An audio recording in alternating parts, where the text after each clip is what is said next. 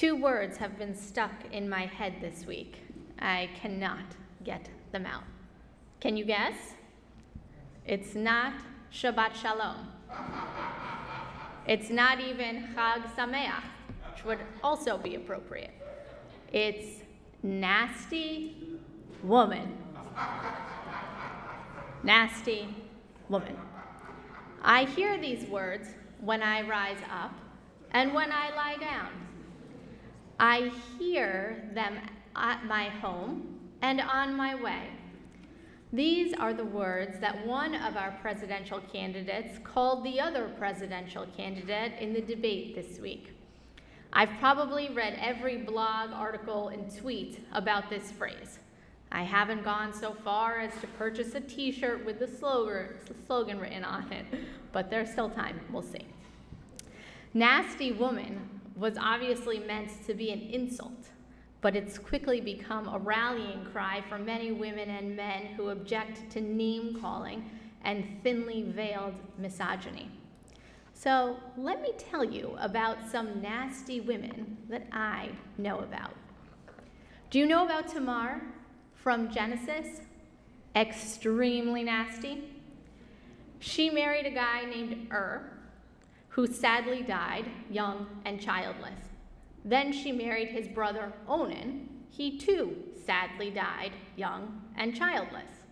There was a third brother, Shelah, but Shelah's father, Judah, wouldn't let the third brother marry Tamar because Judah was afraid that his third son would also die young and childless.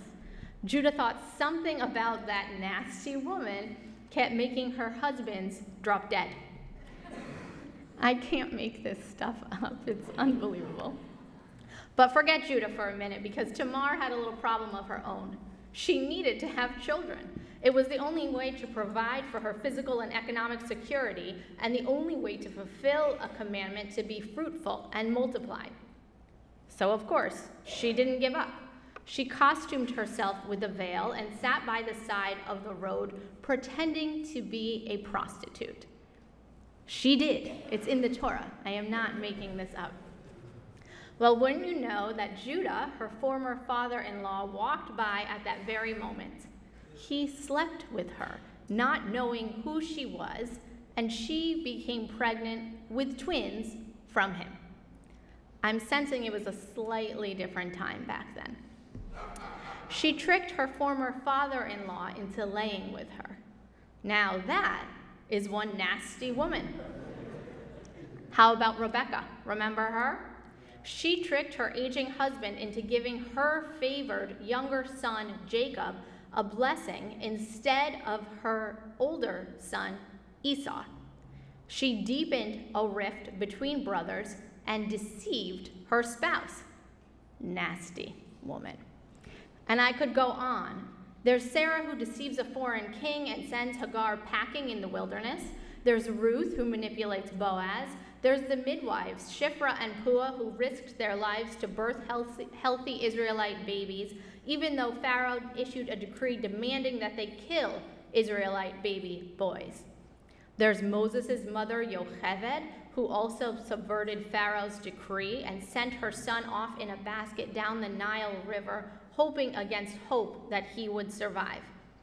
And of course, there's Eve, who ate the forbidden fruit. All such nasty women. For hundreds of years, these women have been intellectually and religiously scapegoated for the existential problems of all of humankind. Tamar, for example, is the victim of no less than religious slut-shaming. She's often regarded as the archetypal temptress who embodies supposedly innate qualities of women, including trickery and desire. Forget the fact that Judah acknowledges she actually did the right thing, and he does. Or take Eve, who was of course blamed for no less than the fall of all of humankind. Because of her curiosity, she was painted as the symbol for all sin, for all time. She's been blamed for everything bad ever, including, the existence of mortality itself. no big deal, whatever. Or take Yocheved, who, perhaps worst of all, has been generally ignored, dismissed, cast outside of the narrative. Almost no one tells her story.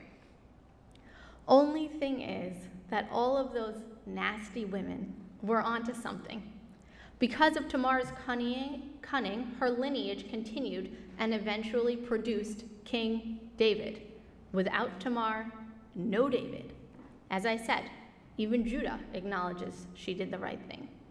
Because of Rebekah's willingness to break convention, Jacob became the father of our people. Rebekah knew that Jacob, the prince of intellect, had to be the father of the 12 tribes, not Esau, her other son, the boorish, hairy hunter. So she made it happen. And because of the midwives, we multiplied. No midwives, no Israelites. It's that simple. Because of Eve's desire to experience things for herself, you and I have free will. So I'm not even talking about politics. I'm just talking about people. Based on the evidence, I think nasty women might be onto something. It's Simchat Torah on Sunday night, the holiday where you celebrate the existence of Torah. You're supposed to dance around with the Torah in ecstasy. After all, no other book has changed the course of human history like Torah, so I think it deserves a dance move or two. I grew up celebrating Simchat Torah at various Reform temples, as we said. And it's basically a lot of amazing, but perhaps slightly uptight people awkwardly standing around looking at the floor and clapping like this. But here at the synagogue, it's actually not like that. It's actually fun, right? So you're invited on Sunday, and you should come. But the point is, this year, as we dance with Torah and celebrate its legacy, let's give a shout out to all of the women inside our sacred scroll.